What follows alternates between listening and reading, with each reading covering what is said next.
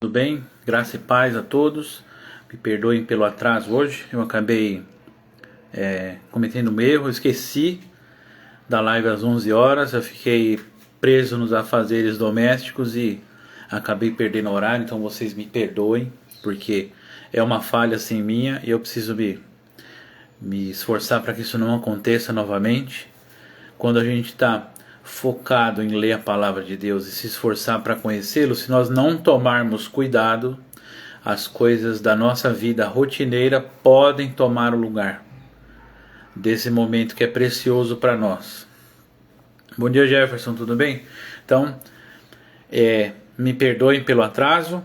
E o que aconteceu? Eu esqueci, eu não valorizei a leitura da Bíblia hoje como eu deveria. Então isso acontece, não é para virar rotina, porém nós temos que ter cautela, sim, nós temos que tomar cuidado, porque se a gente não prestar atenção, não focar, não se esforçar para ler todo dia, acontece o que aconteceu hoje, eu acabei esquecendo. Então me perdoem. Vamos começar com uma oração. Pai, te agradecemos por este domingo que o Senhor proporcionou para nós, Pai. Te agradecemos pela sua palavra que o Senhor deixou registrada para nós. Me perdoe, Pai, por não ter lembrado do horário da leitura de hoje, Pai, e que isso venha servir de exemplo, Pai, porque quem me lembrou foi o Senhor, eu tinha esquecido. Então obrigado por ter me avisado, Espírito Santo, que isso possa servir de alerta, Pai, para que eu não venha esquecer novamente, porque eu preciso valorizar a sua palavra, eu preciso valorizar te conhecer, Pai, e essas pessoas estão contando comigo, Pai, para que eu as auxilie, e o Senhor, através de mim, Pai, faça o que o Senhor assim está planejando, Pai. Então, que eu venha me lembrar todos os dias de ler a sua palavra, não me deixe esquecer novamente, Pai, em nome de Jesus, e convidamos o Teu Espírito Santo agora para estar conosco, esclarecendo a nossa mente, revelando o que o Senhor preparou para ser revelado hoje, Pai.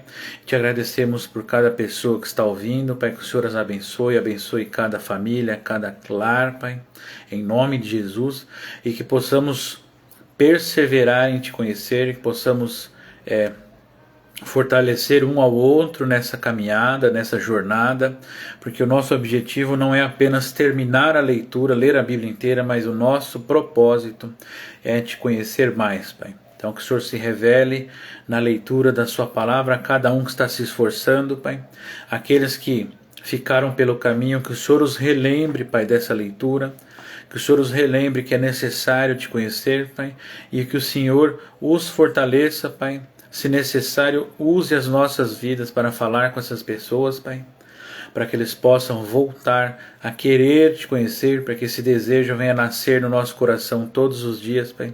E para aqueles que estão perseverando, que o Senhor continue os fortalecendo, continue os sustentando, e continue estando com eles a cada dia, Pai, em nome de Jesus. Amém. Então a gente terminou a semana passada em 2 Samuel capítulo 4, né? Estava sendo eliminada, né, a família de Saul. Deus falou que a linhagem masculina de Saul seria eliminada, não foram os homens que falaram isso. Deus falou que tinha rompido com a dinastia de Saul. Então ele morreu em batalha, o chefe do exército morreu em batalha, os filhos de Saul morreram na batalha. E aí agora nós vamos começar em 2 Samuel capítulo 5, que começa a contar a história de Davi como rei em Israel, né? E essa foi a terceira unção sobre Davi. Ele foi ungido rei pelo profeta Samuel quando ainda era novo, né, um adolescente. Depois ele foi ungido novamente rei sobre a tribo de Judá em Hebrom, e agora ele é ungido a terceira vez como rei de toda a nação de Israel. Isso está lá em 2 Samuel capítulo 5, versículos 1 a 5. Até então a cidade de Jerusalém ainda não era a capital, porque ela não estava totalmente conquistada, e a gente vai ver o relato dessa história nos versículos 6 a 16 de 2 Samuel. Davi conquista completamente, né, a cidade de Jerusalém. Nos versículos 17 a 25, vai ter a vitória sobre os filisteus. Finalmente, a nação de Israel derrota os filisteus, né? E o que acontece com isso? No capítulo 6, versículos 1 a 11, o que acontece? Davi vai atrás da arca, porque até então os filisteus tinham derrotado Saul na batalha e levado a arca. Bom dia, Rose, tudo bem? Me perdoe pelo atraso, Rose, foi falha minha, mas agora a gente está lendo aqui, estamos 2 Samuel, capítulo 6, versículos 1 a 11, onde narra a história de Davi buscando a arca da aliança, né? O que aconteceu? Saul foi derrotado na batalha e os filisteus levaram a arca para o território deles. Então Davi ele vai buscar essa arca depois de ter derrotado os filisteus. E a gente vai ler aqui, né, o versículo 3 do capítulo 6 de 2 Samuel, né?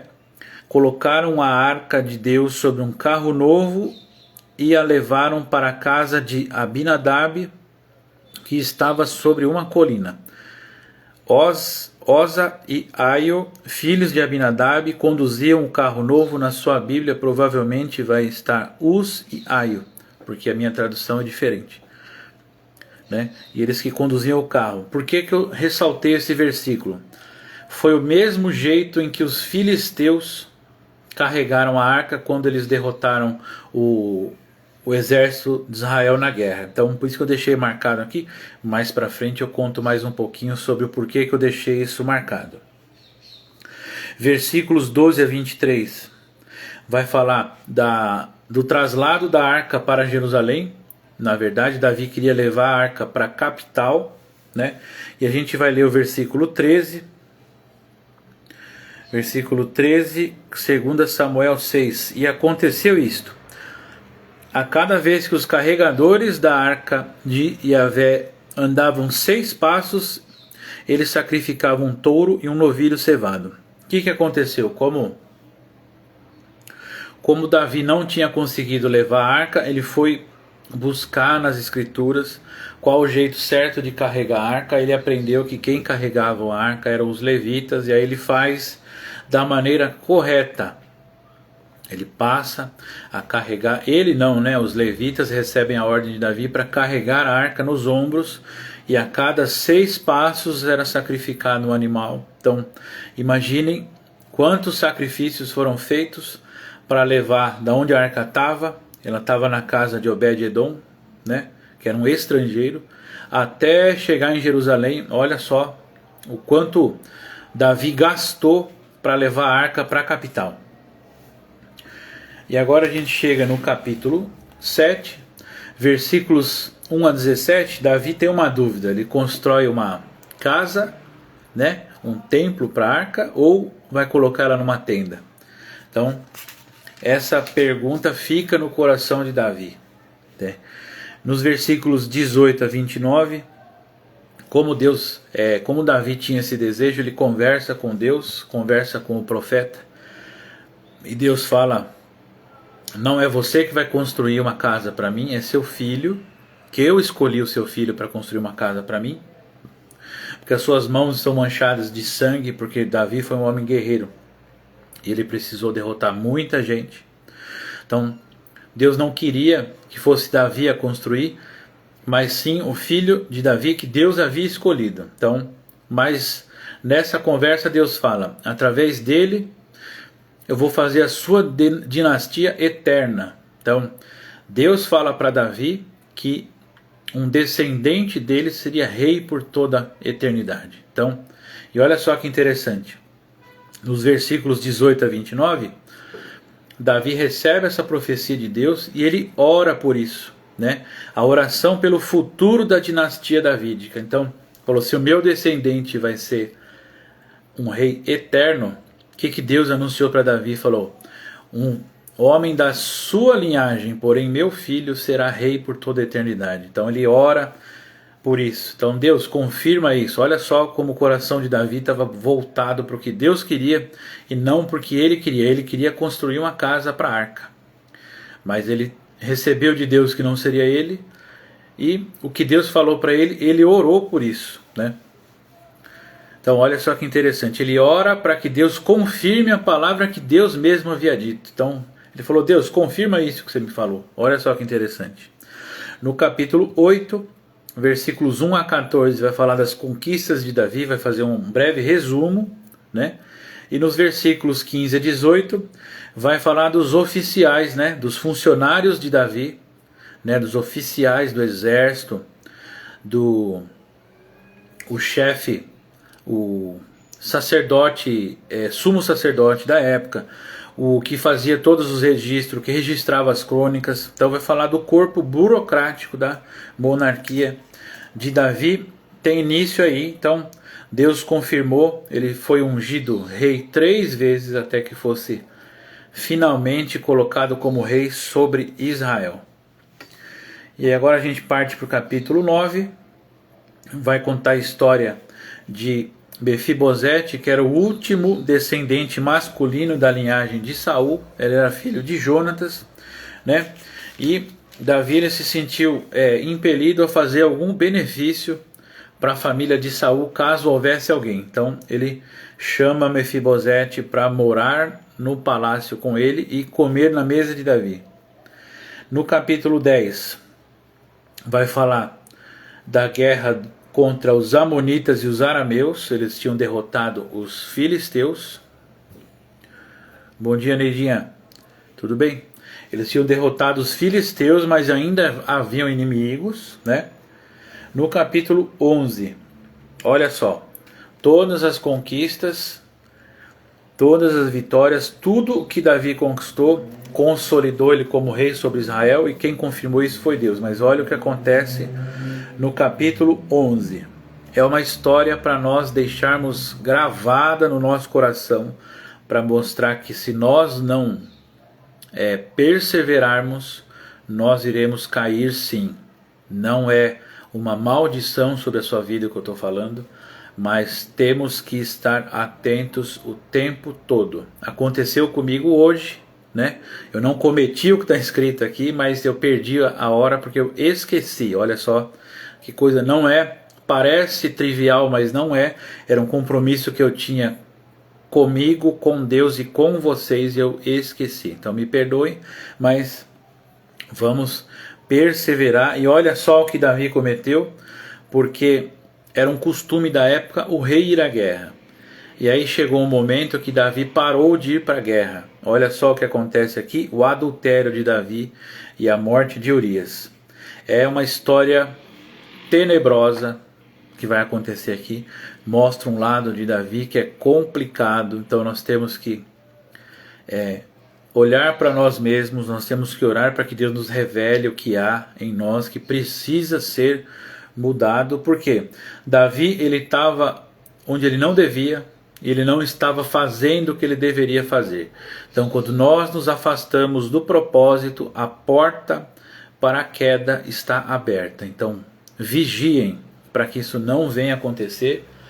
Não estou falando especificamente do que aconteceu aqui no capítulo 11, mas eu estou falando no geral. Vigiem para que vocês não caiam, para que nós não venhamos a cair, porque se nos afastarmos do nosso propósito, estamos correndo risco de cometer algum pecado, de cair seriamente, como Davi caiu aqui, e nós vamos ver que as consequências são sérias, né? Então, ele estava onde não devia, ele seduziu a mulher de outro homem, e esse homem era um alto oficial do seu exército. Nós vamos ver no finalzinho da live de hoje quem era Urias. E ele tentou seduzir, depois de ter adulterado com a esposa de Urias, ele tenta seduzir Urias com o que o seduzia. Ele embebeda Urias, ele dá uma festa, ele faz com que essa pessoa se divirta, ele manda ele para casa. Ele fala: não vou, porque os meus irmãos estão em tendas agora no exército lutando, e eu não vou para minha casa para me divertir, descansar e me deitar com a minha mulher. Então Davi tentou seduzir Urias e não conseguiu. Ele tentou acobertar o seu pecado e não conseguiu, porque não tem como. E agora a gente vai ler aqui no versículo 27. Essa história está inteirinha no capítulo 11, o começo dela. A gente vai ler o versículo 27. Porque olha só o que aconteceu. Davi tentou seduzir Urias.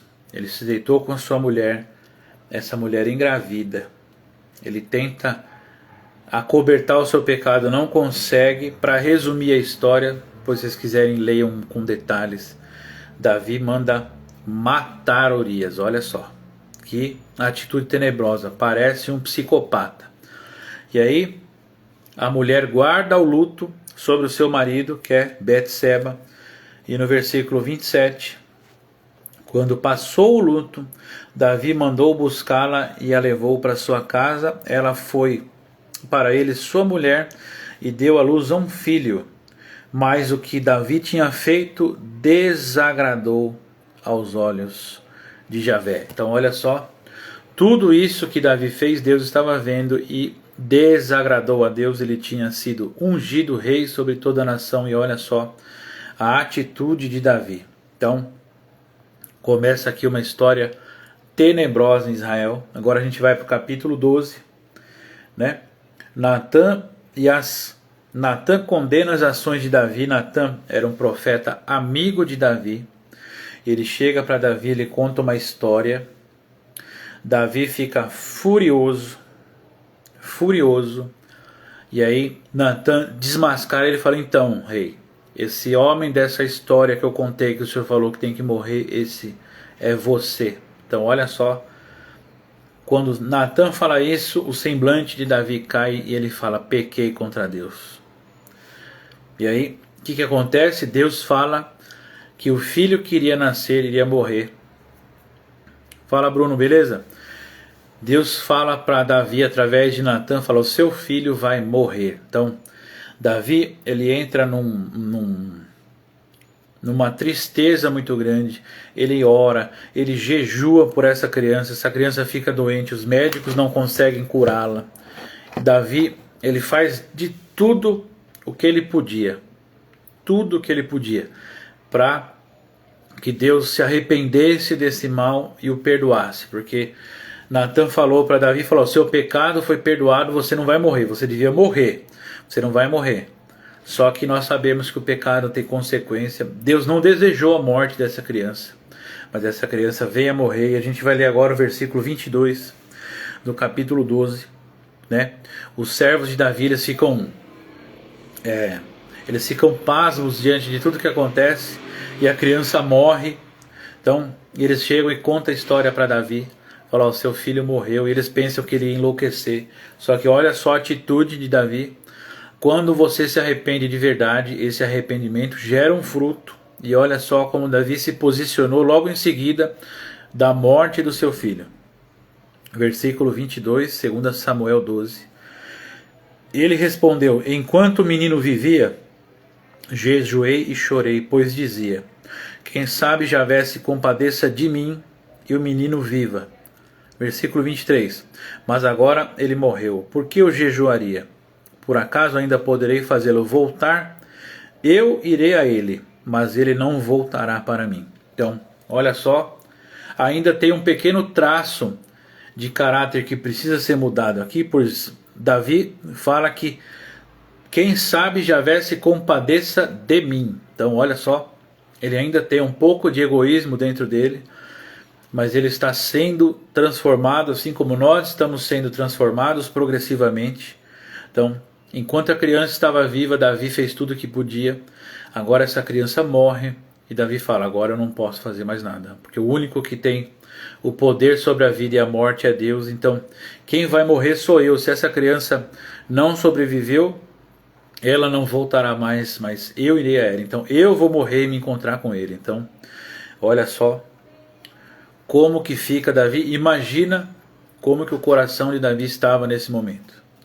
Não tem como imaginar. Só quem perdeu um parente próximo, um filho, sabe sabe o que se passa no coração de uma pessoa, o que se passa na mente de uma pessoa nesse momento. Versículos 26 a 31 vai falar da conquista de Rabá. Então, mesmo acontecendo tudo isso, Deus ainda dá a vitória para Israel nessa batalha onde Urias morreu. capítulo 13, né? Agora a gente vai ver um outro acontecimento trágico, né? Não vou falar que é consequência do pecado de Davi, mas tem a ver sim, né? Então, é a infâmia contra Tamar e a luta pelo poder. Vai contar a história de Absalão. O que acontece aqui? É um assunto delicado. Um irmão violenta a própria irmã, né? E a Rose me perguntou se isso era consequência do pecado de Davi, né? E aí, o que nós conversamos? Deus fala através de Natã que a espada não se apartaria da casa de Davi. Deus não fala que o adultério permaneceria. Então, o que Deus declarou é: a espada não vai se apartar da sua família. Então, Deus não declarou uma maldição sobre a família de Davi. Ele falou: vai acontecer isso. E na nossa conversa, o que surgiu? Ao que tudo indica, Davi não ensinou seus filhos como deveria. Então, era um bom rei, era um bom soldado, conquistava batalhas, ganhava lutas, porém não foi um bom pai, não foi um exemplo de homem de família.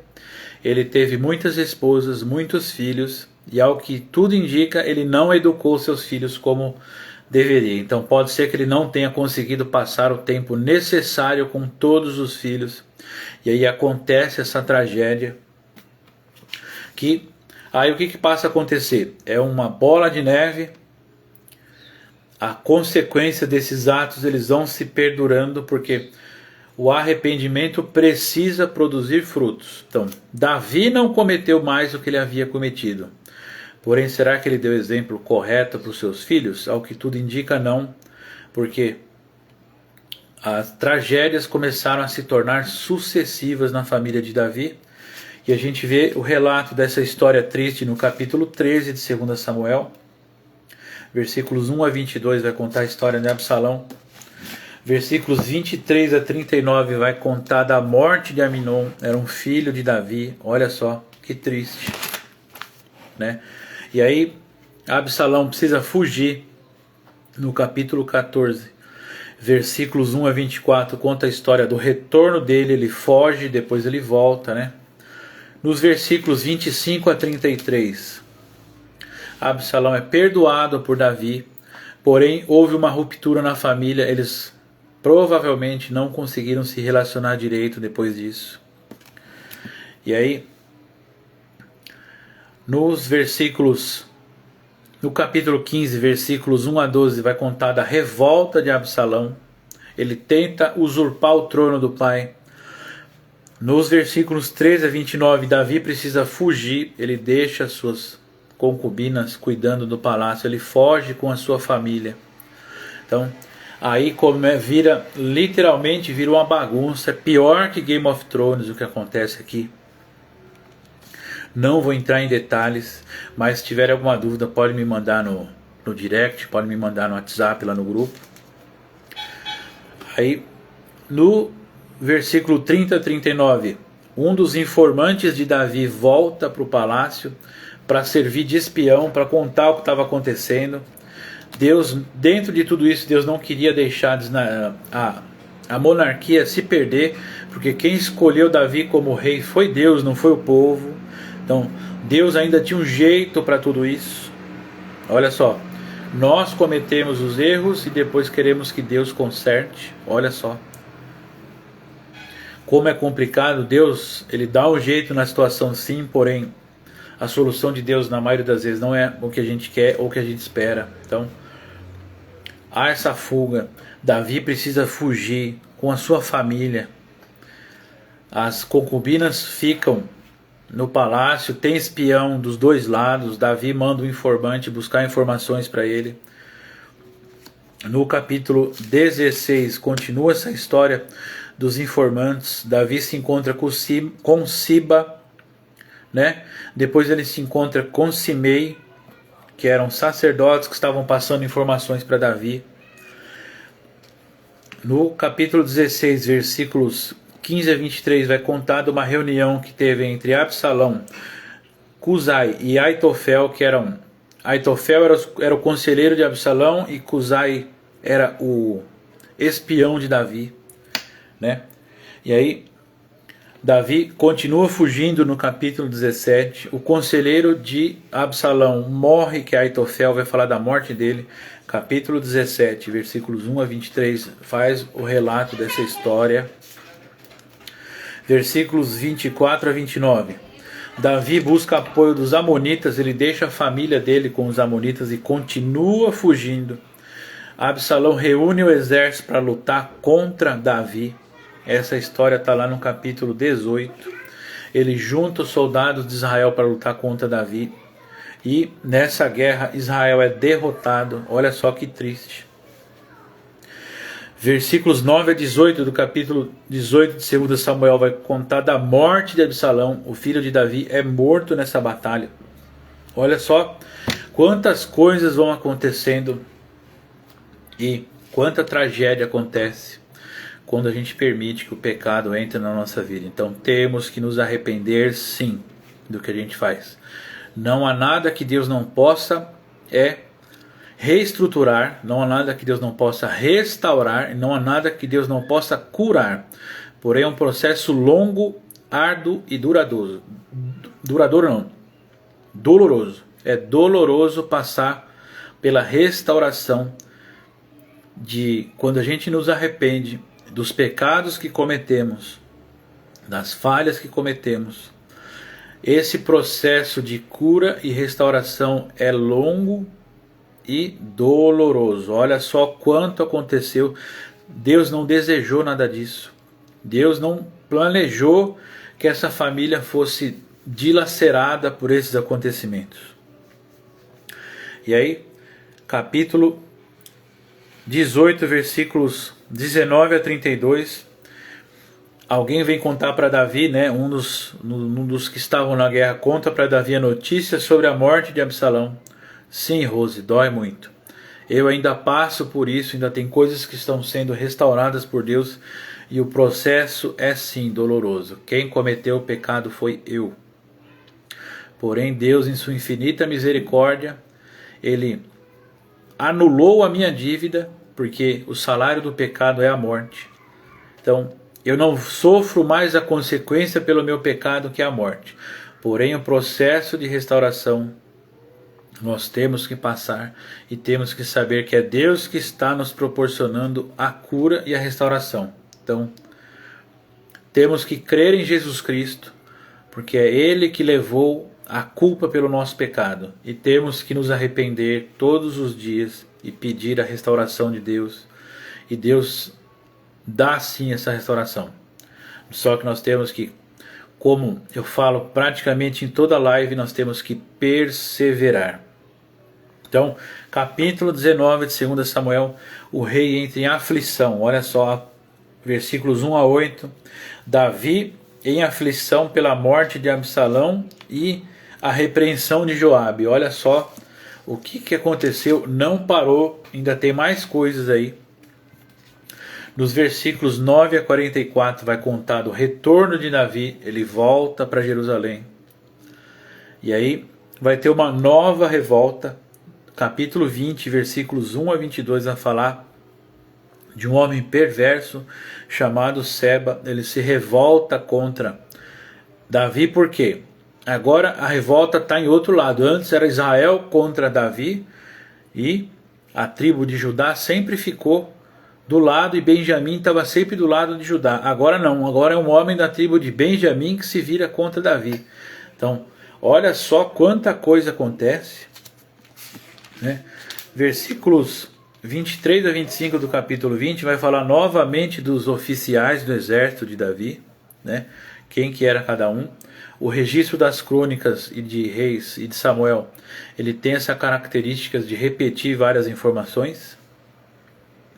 Capítulo 21, está escrito assim na minha Bíblia, um final harmonioso, né? E olha só, será que esse final foi harmonioso mesmo?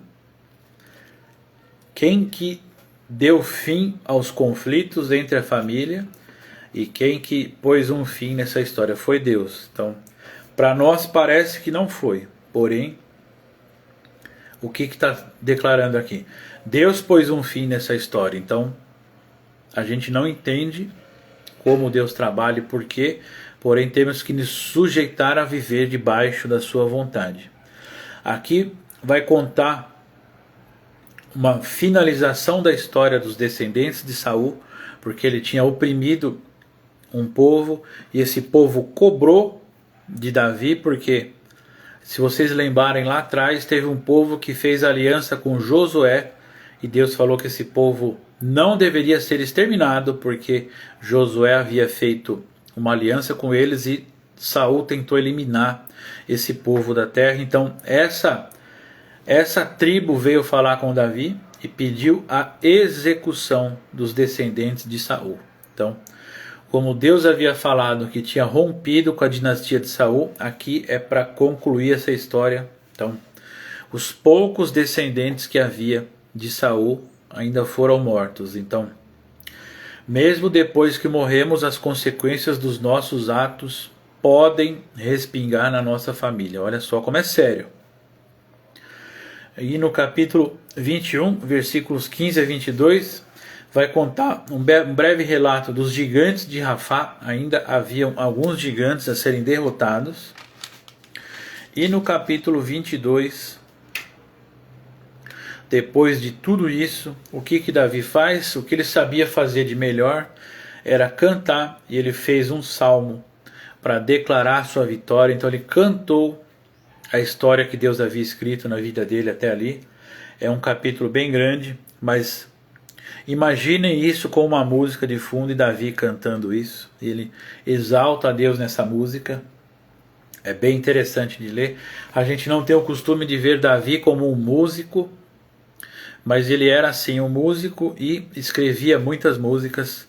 Nós conhecemos como salmos, mas eram músicas que eles cantavam e adoravam o Senhor. Então, mais para frente a gente vai ver que é Davi que inaugura o culto com música, né? Então ele escreve um salmo. É muito lindo sim esse capítulo, Rose. Então, olha só, mesmo diante de toda essa tragédia que aconteceu, Davi ainda retirou o momento para exaltar ao Senhor pelas coisas que ele havia feito. Então, o que Deus faz na nossa vida é muito maior do que o que acontece nas nossas vidas. Então, diante de toda tristeza por ter filho assassinado, por precisar fugir, por precisar combater e matar pessoas na guerra e entregar pessoas para serem executadas, ele ainda retirou um tempo para exaltar a Deus, e como a Rose bem disse aqui, ele reconheceu a soberania de Deus sobre tudo isso. Isso mesmo, Rose. Capítulo 23 vai terminar com a exaltação de Davi, né? Quem escreveu esse livro leva o nome de Samuel. Pode ser sim que Samuel escreveu parte dele, né? Mas aí vai ter um relato da coroação de Davi, como Davi foi escolhido, por que ele foi escolhido. Então vai contar uma história rapidinha e nós vamos ler os versículos 1 a 5 aqui, que eu achei muito bonito. Então olha só como Davi é relatado. Depois disso tudo, olha como Davi é relatado aqui. São estas as últimas palavras de Davi, oráculo de Davi, filho de Jessé, oráculo do homem que foi posto no alto, ungido do Deus de Jacó, do amável dos cânticos de Israel. O Espírito de Javé falou através de mim. Aqui é Davi escrevendo. E sua palavra está em minha língua. O Deus de Israel disse, a rocha de Israel me falou. Aquele que governa a humanidade com justiça e aquele que governa no temor de Deus é como a luz da manhã ao nascer do sol, em manhã sem nuvens, depois da chuva, quando brilha a relva da terra. Não é assim que a minha casa se mantém junto de Deus? Pois ele estabeleceu comigo uma aliança eterna, bem ordenada e em tudo vigiada. Então, olha só o alerta que Davi nos dá depois de ele cantar essa música. Então olha só como ele foi inspirado a escrever essas palavras. Bom dia, Priscila, tudo bem? E fica um alerta para nós aqui. Eu vou reler o versículo 5 de 2 Samuel 23. Não é assim que a minha casa se mantém junto de Deus? Pois ele estabeleceu comigo uma aliança eterna, bem ordenada e em tudo vigiada. Por isso, todo o meu bem-estar e todo o meu projeto, será que não vai prosperar em tudo? Essa aliança eterna, ela é bem vigiada em tudo por quem? Por Deus. Então, Deus vigia a aliança dele em tudo. Então, olha só como é importante para nós aprendermos através da palavra de Deus como guardar a aliança com ele. Versículos 8 a 39 vai contar dos heróis de Israel. Então aqui é bem interessante. Vocês vão dar risada agora, mas esses caras vieram antes dos Vingadores e, pelo que nós estamos vendo aqui, eles derrotariam até os Vingadores, porque olha só, versículos 8 a 39 do capítulo 23 de 2 Samuel. Vai falar, o primeiro que fala aqui, que é o maioral de todos, Jazebão, o nome dele, ele derrotou 800 pessoas, 800 soldados com uma lança. Olha só, Eleazar, ele lutou até a espada ficar grudada na sua mão. Olha só que relato interessante. Toda vez que eu leio esse capítulo aqui, me chama a atenção a história desses homens, porque eles eram a elite do exército de Israel, e eles estavam naquele bando que se aliou a Davi quando Davi tinha fugido da primeira vez, e era um bando de malfeitores que se aliou a Davi quando ele fugiu e se escondeu numa caverna. Então olha só, Davi discipulou esses homens, treinou esses homens, e olha no que eles se tornaram. E aí vai falar de Abiatar lá no versículo 18, derrotou 300 soldados de uma vez só. Olha que interessante. E agora a gente vai lá no versículo 39, vai falar de quem aqui? Eu vou ler o versículo porque ele é bem curtinho. Urias, o heteu, estava entre a elite do exército de Davi. E esse relato desses homens aqui, eles eram 37 homens especiais. Eles eram temidos na batalha. Urias era um deles. E olha o que Davi fez com Urias. Então,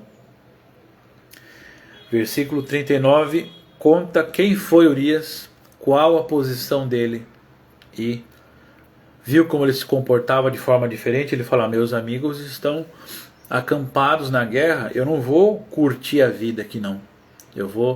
Ele deitou na porta do palácio esperando a ordem para voltar para a batalha. Então, olha o que Davi fez com esse homem honrado e justo. E aí, a gente está encerrando aqui 2 Samuel, no capítulo 24. Acontece o recenseamento de Israel e Judá, mas eu vou ler o versículo 1 aqui rapidinho. A ira de Javé voltou a inflamar-se contra os israelitas. Então, o povo voltou a pecar e a ira de Deus se acendeu novamente contra o povo. Aqui é um relato também triste. O recenseamento é feito e eles chegam à conta de 800 mil homens valorosos que sabiam manejar a espada, lá no versículo 9 do capítulo 24 de Israel. E Judá tinha 500 mil homens, então um exército de 1.300.000 soldados. Com certeza a maior potência militar, pode não ser a maior em números, mas a maior potência militar da época. Só que o que acontece depois, nos versículos 10 a 17 do capítulo 24, como a ira de Deus havia se inflamado contra Israel, não era só contra Davi agora, era contra o povo todo, a peste atinge o povo, e Davi percebe a insensatez do erro dele, e ele ora para Deus e fala, Deus, a culpa é minha, recaia sobre mim a culpa do meu pecado. Só que nesse versículo que a gente leu agora, a gente viu que a ira de Deus se acendeu contra a nação toda. Então não era só o pecado de Davi. E o que acontece com isso? Deus dá uma escolha para Davi, como ele era o rei. Então, se Deus te colocou numa posição de destaque, saiba que vai chegar momentos que você vai ter que tomar uma decisão que interfere na vida de todo mundo. Então, o profeta chega para Davi e fala: agora você tem 3 escolhas. O nome desse profeta aqui era Gade.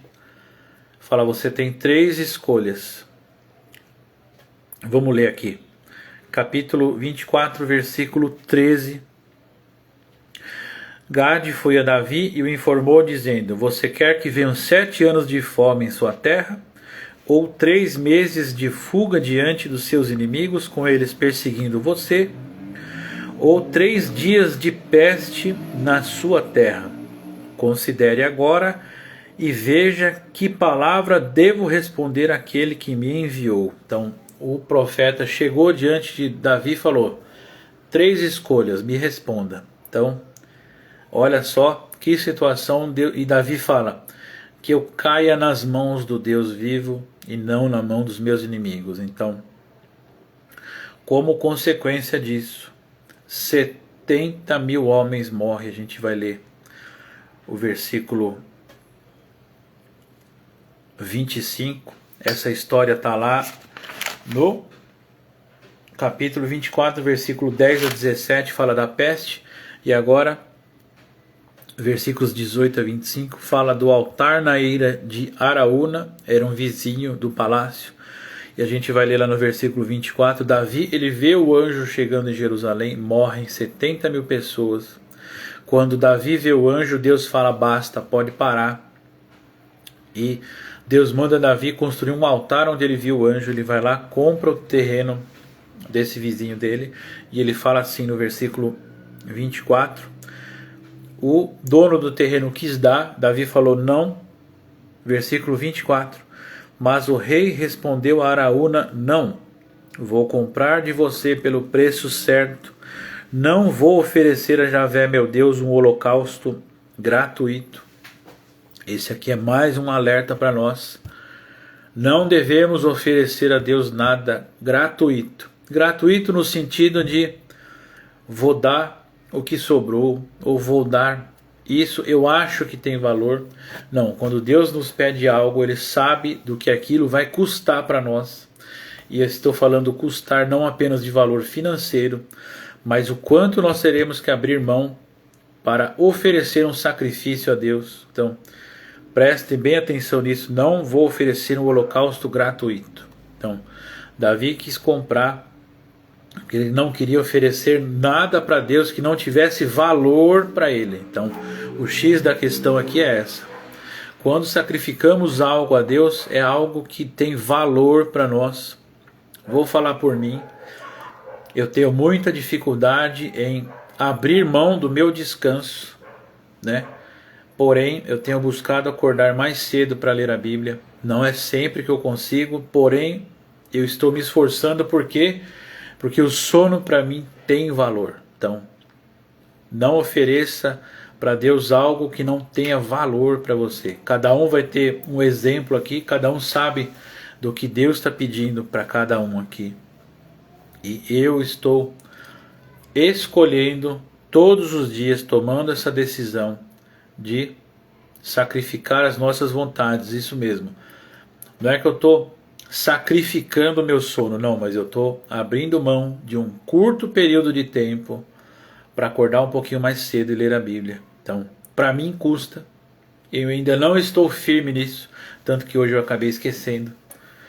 Eu não estou firme nisso, então eu preciso sacrificar a minha vontade de dormir um pouquinho mais e abrir mão desse conforto que é descansar o suficiente, porque para mim tem sido um peso, sim, tem sido difícil, mas eu quero perseverar, eu quero me esforçar nisso e entregar. Esse momento aqui é um sacrifício? Sim, Rose.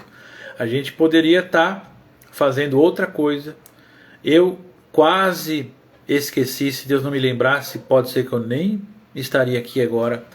Mas eu poderia estar fazendo qualquer outra coisa, assim como quem vê esse vídeo poderia estar fazendo qualquer outra coisa, uma necessidade, e dormir um pouquinho mais é complicado, Rosi, porque eu acordo cedo para trabalhar, eu busco dormir não muito tarde, justamente para não ficar difícil, mas alguns dias é difícil. Então a gente poderia estar fazendo qualquer outra coisa agora, mas a gente escolheu estar aqui debruçado sobre a palavra de Deus, conversando um com o outro e falando do que é eterno. Então aqui acaba 2 Samuel, terminamos mais um livro e começamos agora 1 Reis.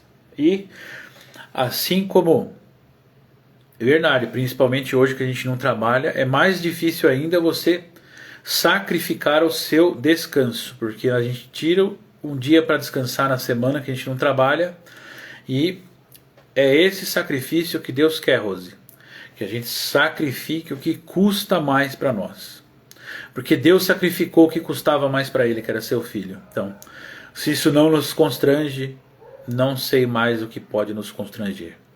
Acabamos 2 Samuel, começamos 1 Reis, e assim como acabou 2 Samuel, aquele conflito familiar complicado, ele começa 1 Reis ainda nesse conflito. Então, versículos 1 a 4 vai falar da sunamita Abisag, que era uma pessoa que contrataram para cuidar de Davi na velhice.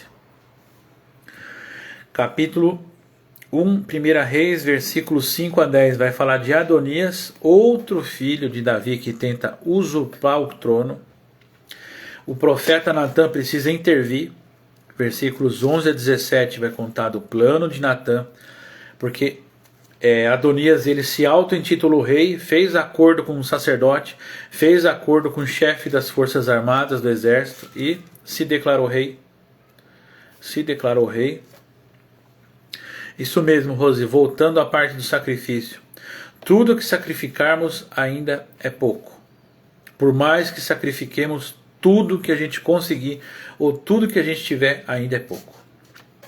E aí, Natã, ele tenta traçar um plano para consertar a situação. E aí o que acontece? Versículos 28 a 40. Salomão é ungido rei. Salomão não era o primogênito de Davi, né? Capítulo 1 Reis, capítulo 1, versículos 41 a 53. Adonias tentou usurpar o trono, agora ele tem que se submeter a Salomão, que foi ungido rei. Capítulo 2, versículos 1 a 11, vai falar da morte de Davi. Então Davi chega ao fim da vida dele. Apenas uma curiosidade aqui: Davi é o personagem bíblico que tem mais capítulos escritos sobre ele na Bíblia. São 52 capítulos escritos sobre Davi. Então, olha como ele teve importância para Israel e o quanto foi escrito sobre ele. Então a gente tem muito a aprender com esse personagem. Eu já li um livro só sobre ele, que é muito bom. Está aqui atrás de mim.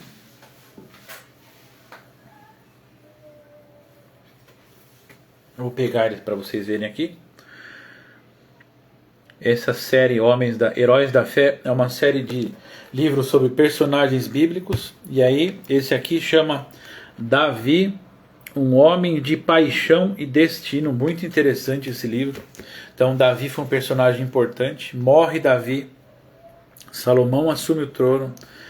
Olha o que acontece no capítulo 2, versículos 12 a 25. A morte de Adonias. Para consolidar o poder, Davi dá uma instrução para Salomão antes de morrer. Ele fala: elimine os seus inimigos. Na época era feito dessa forma. O rei que assumia, ele não era obrigado a matar os seus inimigos, mas era aconselhável pelos conselheiros da época, tá? Não é algo que nós concordamos, mas está escrito esse relato. E ele eliminava os seus inimigos, então ele manda executar o irmão. Olha só como começou o reinado de Salomão. O profeta, o sacerdote, que havia sido seduzido por Adonias, é expulso, que é Abiatar. Joabe, que era o comandante do exército que tinha se aliado com Adonias, é morto também. Essa história está lá em 1 Reis, capítulo 2, versículos 26 a 35. E no versículos 36 a 46, fala da morte de Simei, que é um homem que amaldiçoou Davi quando ele precisou fugir na revolta de Absalão. E a gente termina aqui hoje a nossa live de leitura.